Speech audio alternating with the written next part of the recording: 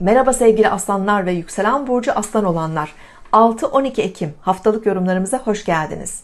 Sevgili aslanlar, Güneş Terazi burcunda ilerliyor. Ay dolunay fazında, hemen hafta başı pazartesi günü Koç burcuna geçecek.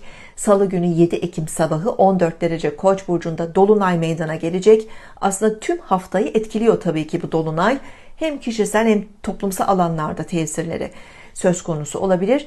Sizin için enerjinizi, motivasyonunuzu yükselten bir enerji var dolunayda. Yolculuklar, yurt dışı konuları, eğitim konuları, akademik işleriniz, sosyal medya, internet üzerindeki girişimleriniz, hani buralarda bazı tamamlanmalar olabilir, bazı kararlar verebilirsiniz.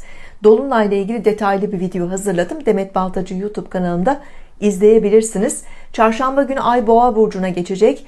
Çarşamba ve Perşembe günü özellikle biraz daha hani çalışanlar işine, kariyerine, toplumdaki görevlerine daha fazla